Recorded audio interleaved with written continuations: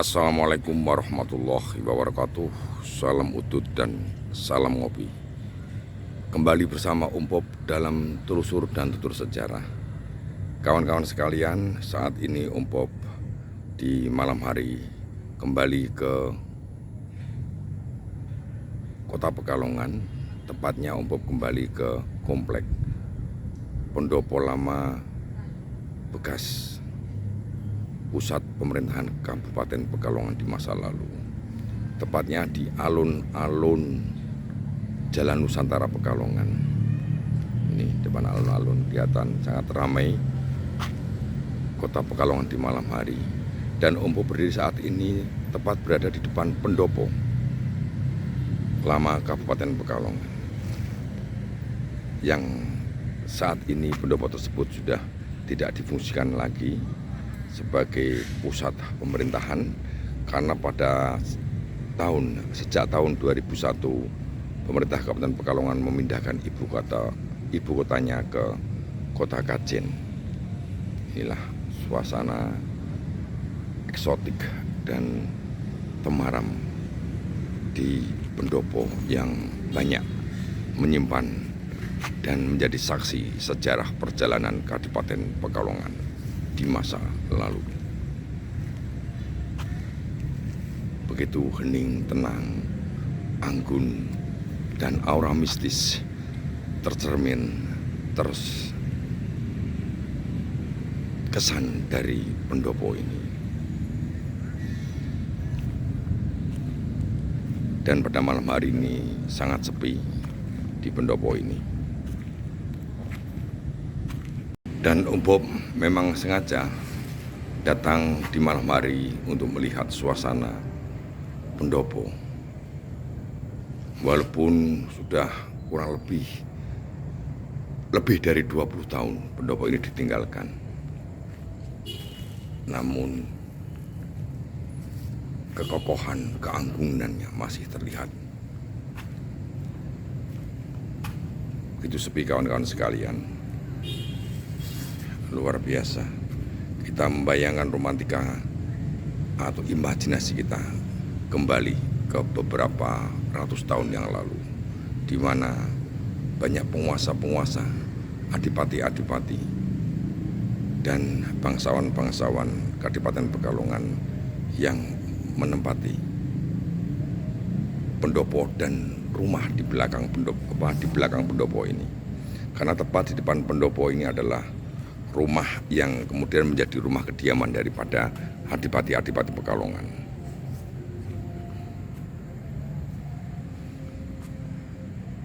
Indah sekali kawan-kawan sekalian. Begitu hening, eksotik, dan sedikit mistis kawan-kawan sekalian.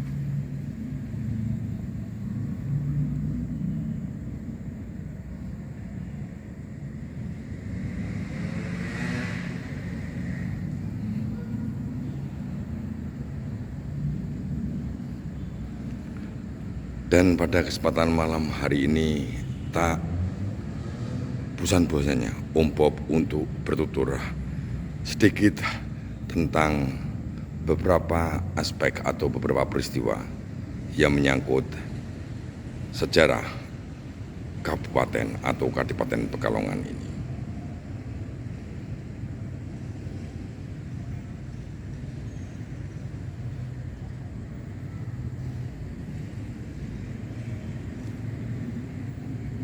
Dan Umpop akan berusaha bertutur untuk melengkapi konten yang telah Umpop buat ketika bersama dengan narasumber Mas Agus Sulistyo. Assalamualaikum warahmatullahi wabarakatuh. Salam utut dan salam kopi selalu kawan-kawanku. Alhamdulillahirabbil alamin. Kawan-kawan sekalian, saat ini Umpop malam ini Umpop berada di Pringgitan atau semacam Sitinggil Pendopo Kabupaten Pekalongan Lama, bekas Pendopo Kabupaten Lama di Jalan Nusantara Kota Pekalongan. dan berada di dalam lingkungan ini, di dalam pendopo ini. Latar belakangnya adalah pendopo, kawan-kawan sekalian. Ada perasaan yang bagaimana? Intinya adalah membuat imajinasi. Umpop kembali ke romantika masa lalu. Ya, beberapa ratus tahun lalu, ketika pendopo ini menjadi pusat daripada pemerintahan Kadipaten Pekalongan. Dan imajinasi Umpop melayang kemana-mana, membayangkan tentang aktivitas yang ada di sini. Para Nayaka Praja, para Paranporo yang ada di pendopo ini. Dan ini sungguh mengasihkan. Nah, salah satu kita menelusuri sejarah adalah kita bisa berimajinasi. Terlepas kapan pendopo ini dibangun. Apakah sejak awal tempat ini merupakan sentral daripada pemerintahan Kadipaten Pekalongan dari tahun 1622, belum ada data yang valid, kawan-kawan sekalian. Namun keberadaan pendopo ini merupakan bukti eksistensi pemerintahan Kadipaten Pekalongan. Walaupun semenjak tahun 2001 ini sudah tidak dipakai lagi karena pemerintah Kabupaten Pekalongan memindahkan ibu kota kabupatennya ke Kajen dan membuat pendopo baru di Kajen. Kawan-kawan sekalian, sebetulnya banyak yang ingin Umpop sampaikan terkait dengan Pekalongan ini. Namun Umpop secara tidak sengaja sebetulnya telah menelusuri dan mengupload beberapa konten yang terkait dengan Kadipaten Pekalongan. Dari mulai Pangeran Benowo, ada korelasinya dengan sini, kemudian Pangeran Mandurejo atau Tumenggung Mandurejo yang menjadi Bupati Pekalongan pernah Umpop upload. Tentang Bau Rekso, Umpop juga telah menelusuri di Lebak Siu dan telah Umpop upload. Karena mereka punya baik tokoh maupun peristiwa itu pernah Umpop telusuri. Kemudian Ki Ageng Cempaluk di Kesasir Rejo, Umpop pernah mengupload juga. Kemudian ada lagi Tumenggung Patmonegoro. Ini juga ada korelasinya karena beliau juga bekas mantan, mohon pangapunten, beliau adalah Bupati Pekalongan, pernah menjabat kabupaten menjadi Bupati Pekalongan. Dan peristiwa-peristiwa lain yang dalam penelusuran itu nanti Umpop akan, kalau kawan-kawan yang belum sempat melihat, nanti akan Umpop cantumkan dalam link deskripsi tentang tokoh-tokoh yang berkaitan dengan Pekalongan, Kabupaten Pekalongan. Dari literatur dan penelusuran sejarah ini, Umpop bisa menarik, menggeneralisasi, menyimpulkan dan berdasarkan hipotesa-hipotesa dan data-data empiris tadi itu. Salah satunya pertama adalah Pekalongan tidak bisa lepas dari pusaran konflik internal Mataram yang kemarin Umpop bahas. Mengapa Umpop mengambil ini? Karena memang Pekalongan ini dari semenjak awal tidak bisa lepas dari konflik internal. Bukti dari Kabupaten Pekalongan ada dalam pusaran konflik internal Mataram terkait dengan pengangkatan Tumenggung Mandurejo sebagai bupati pertama. Ini juga berkaitan dengan konflik kepentingan di Mataram semenjak jumenengnya Sultan Agung, di mana Sultan Agung ini tidak didukung oleh Patih Mataram, yaitu Ki Jurumertani atau Patih Mandoroko, karena ada dua calon raja, yaitu Pangeran Wuriah atau Pangeran Martapura atau Raden Wuriah, sementara yang didukung oleh Jurumertani, sementara Sultan Agung, putra dari Anyakorwati dari Ratu Wetan, ini didukung oleh Pangeran Purboyo dan Tumenggung Singoranu dan beberapa pihak. Kemudian karena peristiwa ini, maka Sultan Agung tidak mengangkat pengganti patih dari keturunan Ki Jurumertani, termasuk Mandurejo. Dan Mandurejo menghendaki menjadi patih, namun itu tidak terwujud. Dan beliau juga menginginkan Kaliwungu, namun Kaliwungu dipercayakan kepada Bau Rekso. Sehingga Tumenggung Mandurejo berada di sini, di Pekalongan yang baru dibabat, kawan-kawan sekalian. Kemudian pusaran konflik lain, ketika terjadi perang suksesi Jawa pertama, diangkatnya itu perseteruan antara Amangkurat III dengan Pangeran Puger atau Raden Mas Derajat yang kelak menjadi Pakubuwono, di mana salah seorang Tumenggung, yaitu Tumenggung Jayaningrat ini berbalik mendukung Pakubuwono dan mendapat kepercayaan menjadi Adipati Pekalongan tahun 1705-06 ini. Kemudian ada lagi, ketika Perang Suksesi Jawa ketiga, ini ada antara pihak Amangkurat, Pakubuwono II dilanjutkan dengan Pakubuwono III berhadapan dengan Mangkubumi, Pangeran Mangkubumi dengan Raden Mas Said. Pekalongan, salah satu yang berada dalam pusaran itu, mau berpihak kepada siapa? Karena Pekalongan ada dalam perjanjian Pakubuwono II dengan Van Hohendorf VOC, di mana pesisir ini diserahkan kepada VOC. Dan otomatis upeti-upeti di pesisir ini diserahkan kepada VOC. Salah satunya adalah Bupati Pekalongan. Oleh karena itu Mangkubumi juga nuruk ya, datang ke Pekalongan untuk menghukum Adipati Pekalongan. Namun Obo belum yakin siapa Adipati Pekalongan. Nanti Obo akan telusuri di antara tahun berarti Perang Suksesi Jawa itu berkisar antara tahun 1745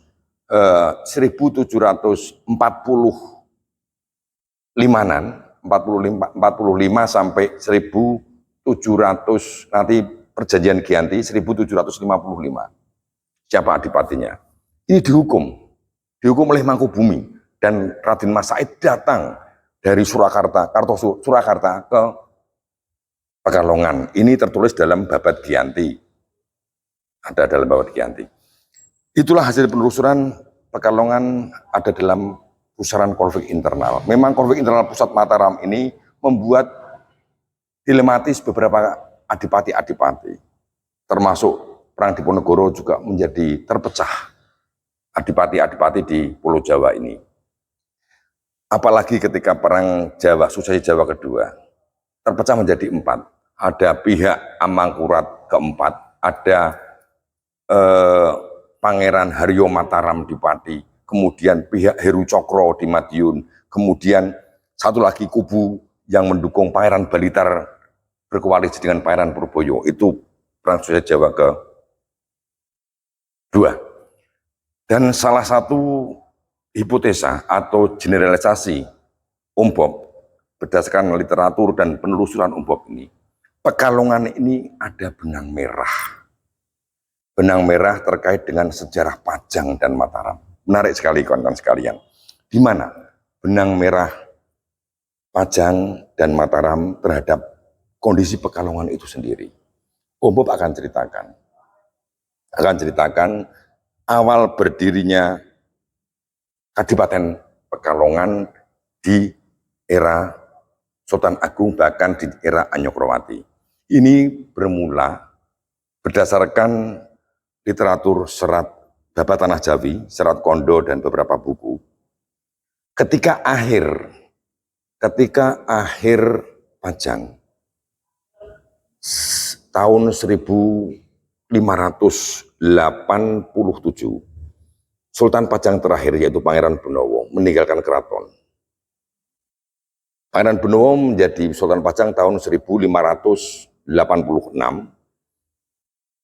dan bersamaan dengan tahun itu Panembahan Senopati pulang dari Pajang ke Kota Gede mendeklarasikan dirinya sebagai Raja Mataram tahun 1586. Pangeran Benowo hanya setahun. Karena tahun 1887 Pangeran Benowo bersama 4 pengikutnya meninggalkan Keraton Pajang dan mengembara. Mulai ke timur, ke Jombang, ke Surabaya, ke Lamongan, hingga akhir perjalanan Pangeran Benowo itu disebutkan berada di hutan Kukulan Kendal. Sebelumnya bukan hutan Kukulan, bukan alas Kukulan, tapi alas Tegalayang Kendal. Setelah di dalam Babat Tanah Jawi disebutkan dan serat Kondo, bingah raos manah Pangeran Benowo dugi alas Tegalayang. Alas Tegalayang itu ada di Pegandon Kendal dan beliau menetap di sana. Ketika menetap di alas Tegalayang, beliau mesubudi di alas Kukulan Pegandon Kendal. Disebutkan beliau sampai akhir hayatnya, Pangeran Benowo ada di dekat hutan atau alas Kukulan Kendal, dan makam beliau juga ada di daerah sana, tepatnya saat ini ada di Pekuncen Pegandon, tidak jauh dari Gua dan Alas Kukulan. Beliau diikuti oleh 4 pengikutnya, yaitu Ki Wiro, Ki Bahu, dan 2 orang tidak disebutkan namanya, namun di dekat makam Pangeran Benowo ada namanya Ki Murtado dan Ki Hamzah. Itu mungkin dua yang tak disebutkan namanya itu adalah beliau. Di sana ada 3 makam di samping Pangeran Benowo, yaitu ada Ki Wiro yang disebut dengan Mbah Cap Gawen dan Ki Murtado atau Kiai Murtado dan Kiai Hamzah.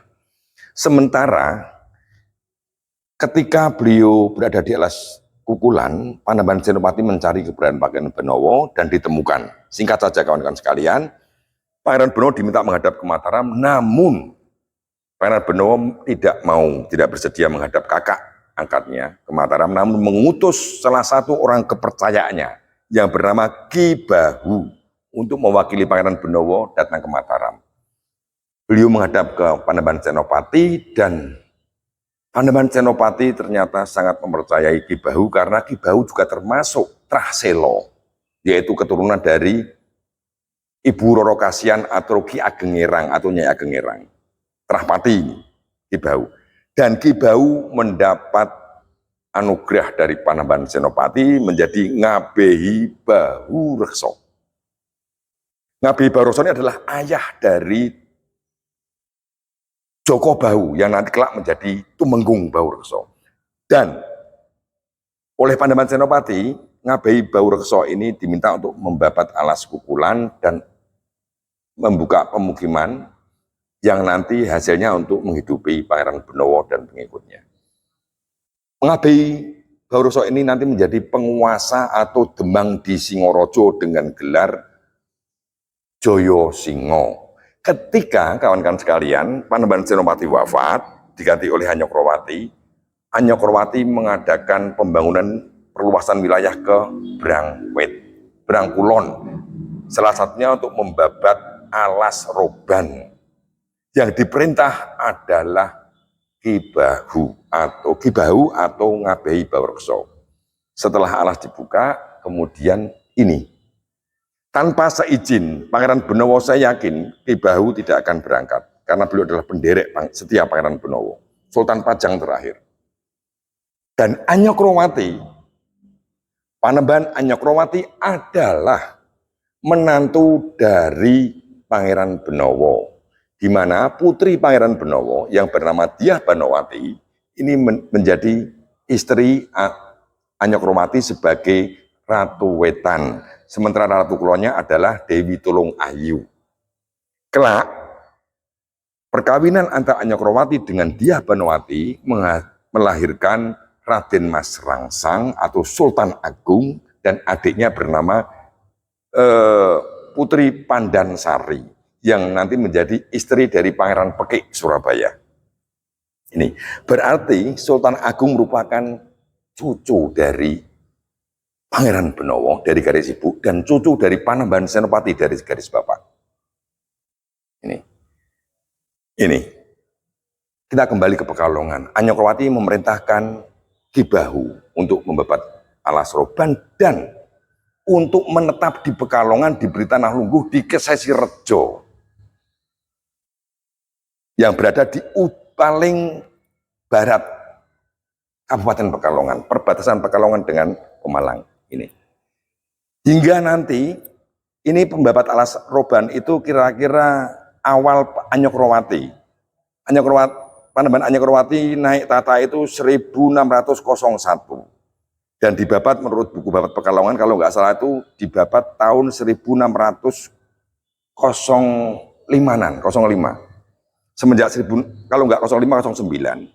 Kemudian di era Sultan Agung berarti cucu daripada Pangeran Benowo ini memerintahkan kepada Tumenggung Bahu Rekso. Tumenggung Bahu Rekso ini adalah putra dari Ki Ageng Cempaluk. Saya kembali sebentar. Ki Bahu yang telah diberi tanah lungguh di Kesesirejo dan untuk menetap di sana, ini nanti meninggalkan nama Ngabehi Bahu Reksonya, dia berganti nama menjadi Ki Ageng Cempaluk. Sementara Kendal, Singorojo diberikan kepada putranya, yaitu Joko Bahu, dan namanya Nunggak Semi menjadi Bahu Rekso, dan nanti di zaman Sultan Agung diberi anugerah Tumenggung Bahu Rekso menjadi Adipati Kendal. Ini, dan dia menjadi Adipati Kendal. Terkait dengan perselisihan dengan Mandururejo, karena Mandururejo ini juga pengen Kendal, karena Kendal lebih makmur, dan Kendal Kaliwungu merupakan tanahnya, tanah lungguh ya, dari kakeknya yaitu Ki Jurumertani. Namun karena tadi tidak mendukung Sultan Agung, beliau diberikan di Pekalongan yang baru dibabat. Kembali ke Bahu Rekso. Tumenggung Bahu Rekso diperintah oleh Sultan Agung untuk membabat Pekalongan. Alas Gambiran namanya. Setelah berhasil, Sultan Agung, cucu Pangeran Benowo, memerintahkan putra dari pengikut Pangeran Benowo yaitu Ki Bahu, yang tidak lain adalah Bahu Rekso, Joko Bahu, untuk membabat Pekalongan.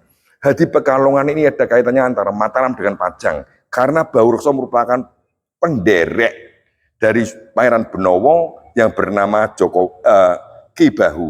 Ki Bahu ini bersama Ki Wiro dan dua orang tadi ini adalah pasukan khusus Pajang yang dibentuk khusus untuk mengawal Pangeran Benowo. Karena di akhir Pajang, ketika meninggalnya Sultan Hadiwijoyo, terjadi perseteruan, di mana Pangeran Benowo itu berhadapan atau kakak-kakak iparnya, yaitu Aryo Pangiri, Bupati Demak, Aryo Pamalat, Bupati Tuban, dan Pangeran Lemah Duwul, Bupati Madura ini menghendaki Aryo Pangiri menjadi raja. Mendukung Aryo Pangiri, dan Pangeran Benowo mengalah. Maka nyawa Pangeran Benowo perlu dilindungi, dibentuklah 4 pengawal, yaitu terdiri dari Ki Bahu, Ki Wiro, dan 2 orang ini. Ini Pekalongan dibabat oleh Bahu Rekso yang notabene adalah pengawal Pangeran Benowo, ex prajurit Pajang, dan ex prajurit Pajang tinggal di Pekalongan, di Kesesi Rejo. Inilah Pekalongan. Ada benang merah, dan benang merah ini diperkuat kawan-kawan sekalian bahwa Pekalongan pernah dipimpin oleh keturunan dari Pangeran Benowo, dari Sultan Hadiwijoyo. Siapa itu? Kira-kira di akhir pemerintahan Sunan Amangkurat Agung, Bupati Pekalongan dijabat oleh Tumenggung Padmanegara. Tumenggung Padmanegara ini kira-kira menjabat menjadi Bupati Pekalongan di akhir pemerintahan Amangkurat Agung. Setelah itu beliau tidak diketahui rimbanya.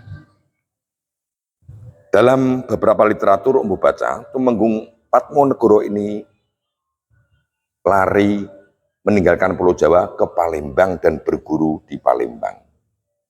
Keberadaan Tumenggung Padmanegara ini nanti muncul ketika pemerintahan Pakubuwono pertama di Kartosuro, karena di Kartosuro terdapat permasalahan dan yang dapat menyelesaikan adalah Padmanegara. Semenjak itu Keraton Kartosuro baru mengetahui ternyata Padmanegara adalah mantan Bupati Pekalongan.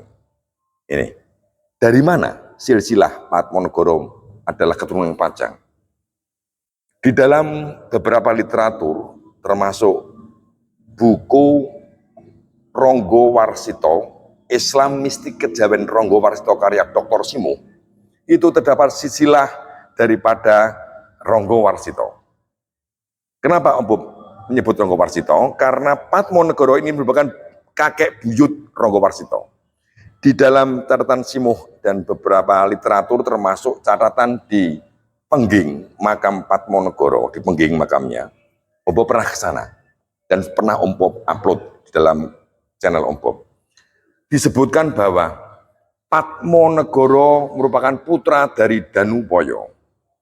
Tumenggung Danupoyo. Ini Danupoyo yang mana Om Bob juga masih belum tahu persis.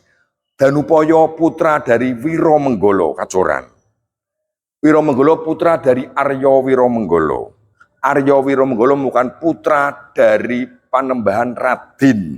Panembahan Radin merupakan putra dari Pangeran Benowo. Pangeran Benowo merupakan putra dari Sultan Hadiwijoyo. Sultan Hadiwijoyo merupakan putra dari Kebu Kenongo. Kebu Kenongo merupakan putra dari Sri Makurung Handayaningrat yang beristrikan Retno Pembayun, putri dari Brawijaya kelima.